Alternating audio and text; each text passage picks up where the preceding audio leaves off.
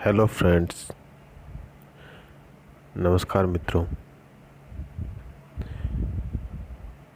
आज फिर से आपका मनोविज्ञान की कक्षा के अंदर स्वागत है। जैसा कि आपको पता है, हम मनोविज्ञान का इतिहास पढ़ रहे थे और मनोविज्ञान के इतिहास में हमने उसके पहले अभिप्राय आत्मा के अध्ययन को पढ़ लिया था। उसके पहले अभिप्राय आत्मा के अध्ययन को हमने पढ़ा था।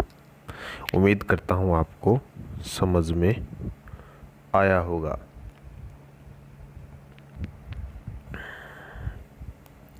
आज उससे आगे का।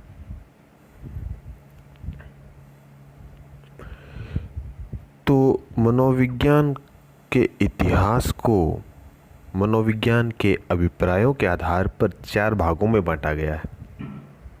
यानी कि अभिप्राय से हम समझें तो सबसे पहले मनोविज्ञान का जो अर्थ लगाया गया, जो अरस्तू के द्वारा लगाया गया था, वो था आत्मा का अध्ययन। तो उस एक पर्टिकुलर समय में हम मनोविज्ञान को आत्मा का अध्ययन मानते थे, लेकिन जैसे जैसे समय आगे बढ़ा तो उसके अंदर नई अवधारणा आई कि हमें आत्मा का अध्ययन न करके मस्तिष्क या मन का अध्ययन करना चाहिए। तो इसे मन या मस्तिष्क का विज्ञान कहने लगे। और मन या मस्तिष्क का अध्ययन के अभिप्राय की समाप्ति के बाद चेतना के विज्ञान का समय आया और इसी प्रकार कालांतर में अब वर्तमान समय के अंदर यह व्यवहार का विज्ञान के रूप में प्रचलित है। ये तो इसके सामान्य जानकारी थी इसके अभिप्रायों की, लेकिन इसकी विस्तृत जानकारी हम आगे लेंगे, जिनमें से आत्मा के अध्ययन की विस्तृत जानकारी हम अभी तक प्राप्त कर चुके हैं। इसमें एक बहुत महत्वपूर्ण बात आती है कि वैसे तो हम अरस्तु को मनोविज्ञान का जनक मानते हैं। अरस्तु को मनोविज्ञान का जनक मानते हैं, लेकिन एक कोलसेनिक नाम के विद्वान हुए हैं, एकमात्र विद्वान हुए हैं कोलसेनिक नाम के, जो कि प्लेटो को मनोविज्ञान का जनक मानते हैं। वो प्लेटो को मनोविज्ञान का जनक इसलिए मानते हैं, क्योंकि प्लेटो ने सबसे पहले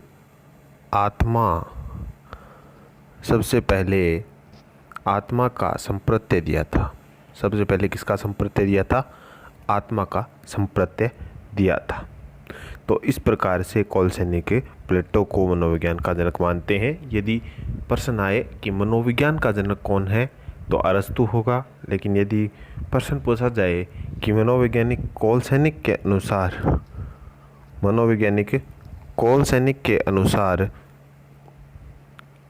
मनोविज्ञान का जनक कौन है, तो हम मनोविज्ञान का जनक बताएंगे किसको? हाँ, सही जवाब, हम बताएंगे प्लेटो को। क्योंकि कारण क्या था इसका? क्योंकि प्लेटो ने सबसे पहले आत्मा के प्रत्यय को समझाया था। आगे देखिए मित्रों कि जब से आत्मा की अवधारणा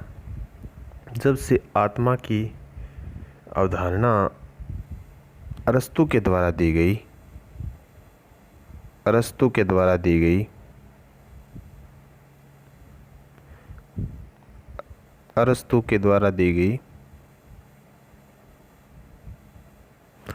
उसके बाद आत्मा की अवधारणा अरस्तु के द्वारा देने के 2000 वर्षों तक यही अभिप्राय चलता रहा। लेकिन 2000 वर्षों बाद 1590 ईस्वी में यूनान के एक दार्शनिक हुए जिनका नाम था रुडोल्फ गोइकले। उन्होंने एक पुस्तक लिखी जिसका नाम था साइकोलॉजिया। और उस पुस्तक के अंदर उन्होंने आत्मा के अध्ययन के लिए प्रथम बार साइकोलॉजी शब्द का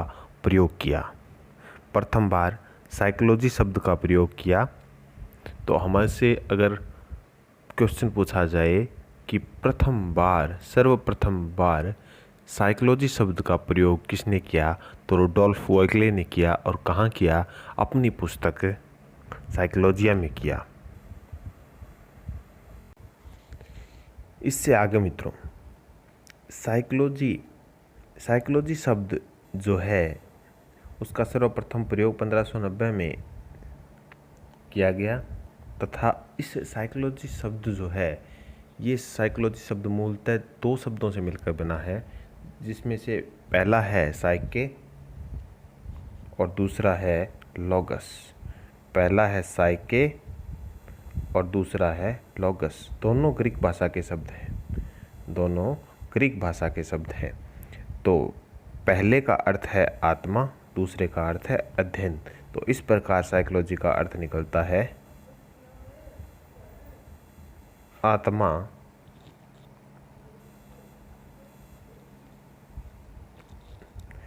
का अध्ययन। इस प्रकार अर्थ निकलता है आत्मा का अध्ययन। तो साइकोलॉजी कितने शब्दों से मिलकर बना है? दो शब्दों से मिलकर बना है, एक साइके और एक लॉगस। तो मित्रों, इस प्रकार से हमने समझा कि साइकोलॉजी शब्द का अर्थ आत्मा का अध्ययन किस प्रकार से होता है, और साइकोलॉजी दो शब्दों साइके और लॉगस से बना है, जो कि ग्रीक भाषा के शब्द हैं। 1590 के बाद एक मनोवैज्ञानिक और आते हैं, देकार्ते। एक मनोवैज्ञानिक आते हैं, देकार्ते। अब ये जब देकार्ते हैं, इनका समय रहता है 1596 से लेके 1650 तक। देकार्ते मूल रूप से भौतिकी से संबंधित होते हैं, भौतिक शास्त्र से। तो इन्होंने क्या प्रयास किया? इन्होंने जो आत्मा का अध्ययन अभिप्राय चल रहा था, उस अभिप्राय को इन्होंने भौतिक शास्त्र से जोड़ने का प्रयास किया। इन्होंने कहा कि हम आत्मा के अध्ययन का आगे का फर्दर अध्ययन जो है वो हम भौतिक शास्त्र के अंतर्गत करेंगे। लेकिन इसका विरोध हुआ। इसका विरोध विभिन्न मनोवैज्ञानिकों जैसे हॉब्स, कांट, स्पिनोजा और लॉक ने किया।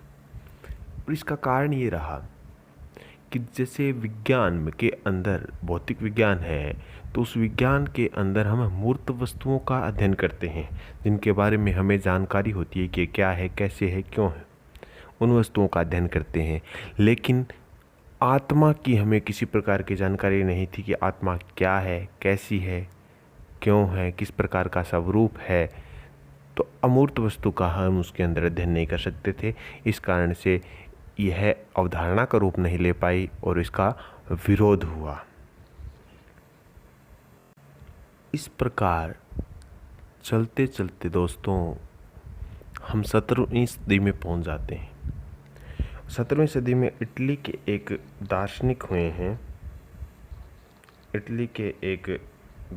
हुए हैं जिनका नाम है पोम्पोनाजी। जिनका नाम क्या है? पोम्पोनाजी। पोम्पोनाजी ने इस आत्मा के अध्ययन को या साइकोलॉजी को या अपने मनोविज्ञान को एक नया अभिप्राय दिया, जिसे मन या मस्तिष्क का विज्ञान कहते हैं। यानी कि इस बात को इस प्रकार से प्रस्तुत किया गया कि आत्मा न दिखाई देती है, न उसका स्वरूप पता है, तो हम उसका अध्ययन किस प्रकार से कर सकते हैं। इसलिए हमें अध्ययन मन या मस्तिष्क का करना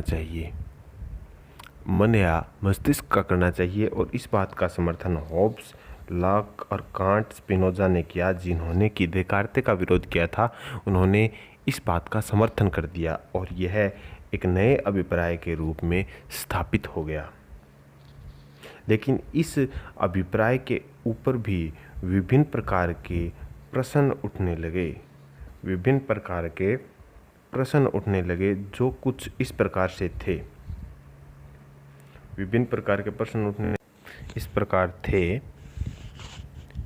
कि 19वीं सदी आते आते प्रश्न मन या मस्तिष्क की अवधारणा पर ये उठे कि जैसे मन या मस्तिष्क में क्या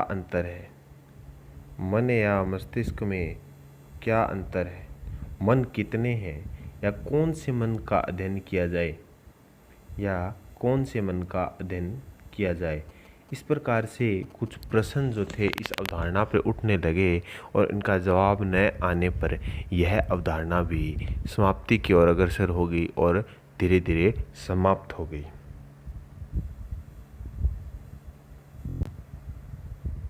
तो दोस्तों, तत्पश्चात 1852 ईस्वी में एक घटना से प्रभावित होकर 1852 में एक घटना से प्रभावित होकर विलियम जेम्स ने 18 वर्षों की कड़ी मेहनत करके 1870 ईस्वी में मनोविज्ञान को दर्शन शास्त्र से पृथक किया। अभी तक जो मनोविज्ञान था वो दर्शन शास्त्र की एक शाखा थी। तो 1852 ईस्वी में जो ये विलियम जेम्स थे, ये किसी सम्मेलन में या गए हुए थे। इस प्रकार की कुछ घटना है, पूरी मेरे को जानकारी नहीं है। नेक्स्ट टाइम जब भी इसके बारे में पूरी जानकारी होगी इस घटना के बारे में, मैं आपको उपलब्ध कराऊंगा। उस घटना में कोई एक दर्शन शास्त्र के प्रोफेसर थे और विलियम जेम्स खड़े थे जो मनोविज्ञान से संबंध रखते थे। तो एक स्टूडेंट आया जिसने दर्शन शास्त्र के जो प्रोफेसर थे उसके पांव छुए तथा विलियम जेम्स को नमस्कार किया। तो ये घटना हुई तो उन्हें आश्चर्य हुआ और उन्होंने कौतूहल उस स्टूडेंट से पूछा कि आपने ऐसा क्यों किया। तो कि उनके तो पैर छुए और मेरे को सिर्फ नमस्कार किया। तो इस संबंध में उन्होंने विलियम जेम्स को कहा कि दर्शन शास्त्र तो एक पूरा वट वृक्ष है तथा मनोविज्ञान उसकी एकमात्र शाखा है, इसलिए मैंने यथोचित उनके गुरुओं को सम्मान प्रदान किया। तो इस घटना से प्रभावित होकर विलियम जेम्स ने 18 वर्षों तक कड़ी मेहनत की तथा अंततः उन्होंने दर्शन शास्त्र से मनोविज्ञान को पृथक कर दिया। और पृथक इस प्रकार किया क्योंकि इन्होंने यहाँ से चेतना की अवधारणा दी थी 1870 में। विलियम जेम्स ने 1870 में विचार दिया चेतना के संबंध में। उन्होंने क्या विचार दिया, देखिए आपके सामने आपको दिखाई दे रहा होगा कि चेतना ही जीवन है और जीवन ही चेतना है। विलियम जेम्स ने इस संबंध में, चेतना के संबंध में एक विचार दिया कि चेतना ही जीवन है और जीवन ही चेतना है। यानी उन्होंने चेतना को ही, यानी चेतन को ही सब कुछ बता दिया कि पूरा जीवन ही चेतन है और जीवन ही चेतन है। इस विचार से एक नया अभिप्राय निकला, यहाँ से नया अभिप्राय निकला चेतना का विज्ञान। यानी कि मनोविज्ञान को एक नए अभिप्राय मिल गया यहाँ से, चेतना का विज्ञान। और चेतना के विज्ञान का, यानी कि इस चेतना के अभिप्राय का समर्थन करने वाले मनोवैज्ञानिक थे William won't, James surely, wives, Titchener, Chadwick. ये सभी मनोवैज्ञानिक जो थे ये विलियम जेम्स के समर्थक थे, यानी कि चेतना के विज्ञान के समर्थक थे। एक बार फिर से इनके नाम दोहराता हूँ, William won't, James surely, wives, Titchener, Chadwick. और इन सभी चेतना के विज्ञान के समर्थकों को संरचनावादी कहते हैं। ये सारे के सारे संरचनावादी कहलाए। तो दोस्तों, आज हमने मन और मस्तिष्क का विज्ञान और चेतना का विज्ञान अभिप्राय के बारे में पढ़ा। इससे आगे के अभिप्रायों का अध्ययन नेक्स्ट वीडियो में करेंगे। कृपया इस वीडियो को ज़्यादा से ज़्यादा शेयर करें, लाइक करें, सब्सक्राइब करें। नमस्कार मित्रों, आगे भी इसी प्रकार के कंटेंट के साथ मिलते रहेंगे। धन्यवाद।